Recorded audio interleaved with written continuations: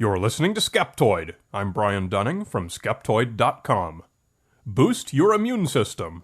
Or not. Today we're going to point our skeptical eye at one of the most popular marketing gimmicks from the past few years. The sales of products and services with the claim that they will boost your immune system. It sounds simple and desirable. Who wouldn't want a superpowered immune system capable of fighting off anything from a cold to cancer? Is such an ability really something you can buy in a bottle? It's an easy claim to sell to people because it's so clear and seems to make such obvious logical sense.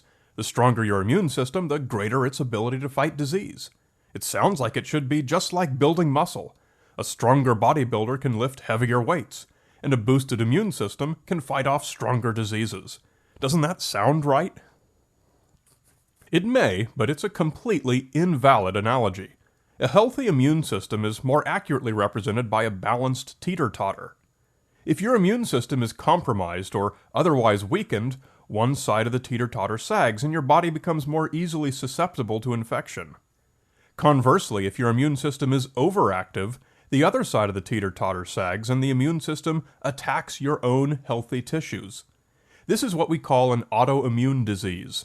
Conditions like lupus, rheumatoid arthritis, psoriasis, and multiple sclerosis are all autoimmune diseases caused by boosted or overactive immune systems. You're at your healthiest when the teeter-totter of your immune system is balanced right in the center, neither too weak nor too strong. If you could boost your immune system, it would automatically and immediately be harmful. So what do these companies mean when they claim their products boost the immune system? Fortunately for your body, they generally mean nothing at all. In recent years, the Federal Trade Commission and the Food and Drug Administration has been trying to crack down on products making unsubstantiated health claims, such as boosting the immune system. This is difficult for a number of reasons. First, boosting your immune system is medically meaningless. There is no such thing. So the assertion does not constitute a medical claim all by itself. You may recall that the supplement product Airborne was fined by the FTC and ordered to refund the money of everyone who had ever bought their product. But this was only because they went farther and specifically claimed their product could treat and prevent colds. Second, regulators are hopelessly outnumbered by the hordes of mail-order and internet businesses that can literally pop up overnight, to say nothing of the many well-established companies like Airborne. Third, it's a very simple matter for such companies to subtly change their wording to make it even less specific, and thus escape prosecution. Today it's popular for products to say they support a healthy immune system, and so they do in the same way that any food or even breathing keeps your body alive and thus supports all its functions. They could just as honestly say their product supports body odor and aging. Up until about 10 years ago, nobody had invented the marketing term yet, so nobody ever thought to buy special supplements or specially grown produce to boost their immunity. Without such products, one wonders how the human race could have survived hundreds of thousands of years, or even the 1980s or 1990s. Were we really less healthy then? Did we all truly have compromised immune systems? You see, health is not the result of a superpowered immune system. Health is simply the absence of disease. Good health is the baseline. You can't be healthier than baseline. Once you're at the baseline, anything that happens to your immune system in either direction is bad. For a person in good health, who watches their diet and exercises, to walk into a smoothie store and order the special immunity-boosting supplement would be harmful to their health. Would be if that supplement actually did anything. It'd be easy for companies to demonstrate that their products work as advertised. The immune system is a surprisingly complex collection of structures and processes throughout the body. Many of these are types of cells that can be found in the blood. If a product actually boosted your immune system, it would have to increase the counts of one or more of these cell types. That's something we could measure directly and prove or disprove the claim. The problem with doing such a test is that it would be unethical, since you would have to give someone an imbalance likely to result in an autoimmune disease.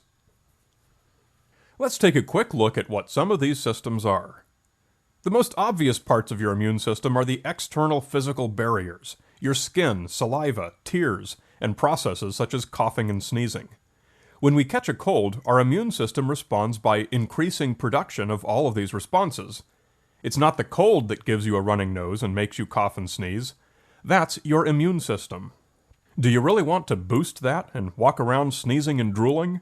Because that's what a boosted immune system means.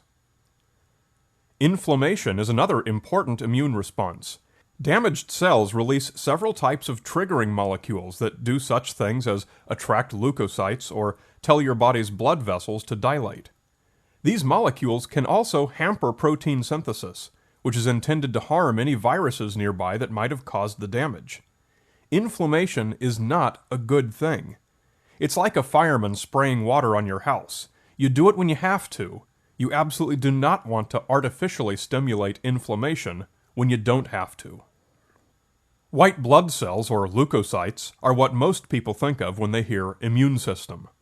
But what many people don't know is that there are many different types of leukocytes, not just those in our blood, but also other types in most of our other tissues as well.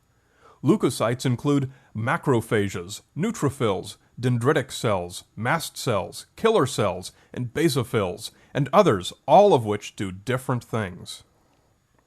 All of those systems together comprise our innate immune systems, and they're just the half of it.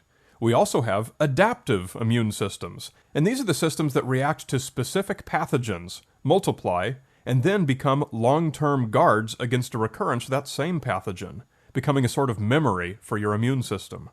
The adaptive immune system grows every time you challenge it with a specific germ, and it's also what reacts to a vaccine and becomes a prophylactic against a specific disease.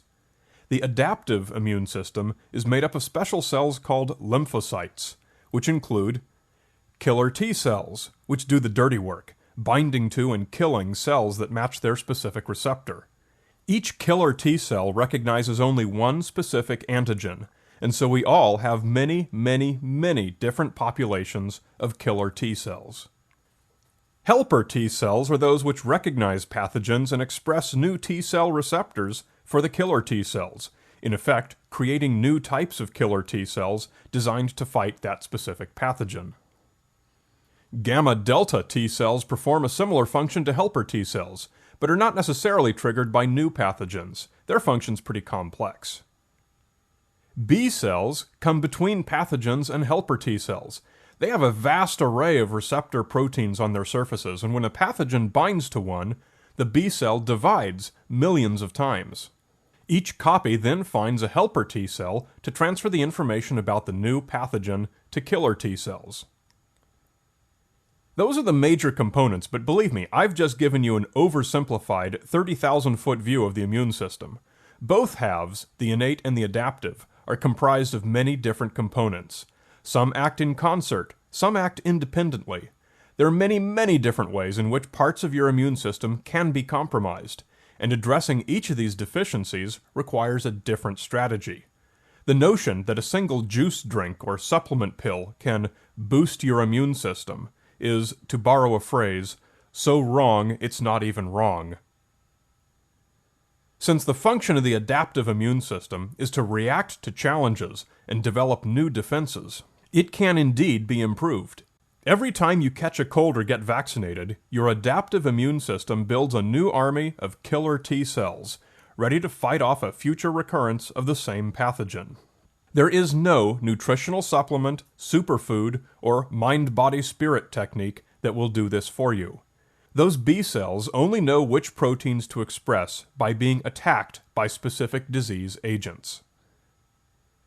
The usual response that I hear to these arguments is that immune-boosting products are simply trying to restore healthy immune function, since we're all walking around with compromised immune systems, because we eat badly and are obese and live in a toxic world. This is a familiar argument, and it's also easy to sell.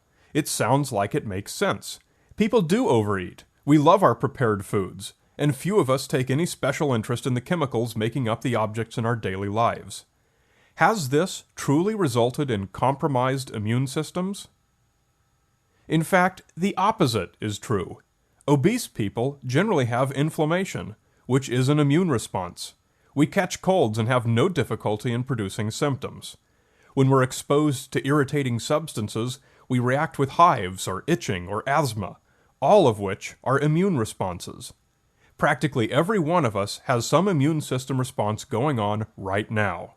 The claim that living in our modern world has compromised our immune systems is measurably and unambiguously untrue. There are real conditions in which immune systems can be compromised. These include primary immunodeficiencies, which are usually genetic and exist from birth, and require complex medical intervention, and acquired immunodeficiencies, usually resulting from disease like AIDS, some cancers, even chemotherapy. A specific component of the immune system is affected and requires a specific treatment. Acquired immunodeficiency can result from malnutrition, but you have to be practically starving to death. It's the opposite problem from eating too many cheeseburgers. Supplements, juices, or any products that claim to boost your immune system are frauds. They are for-profit solutions to a problem that does not exist and was invented by clever marketers to scare you into buying their products.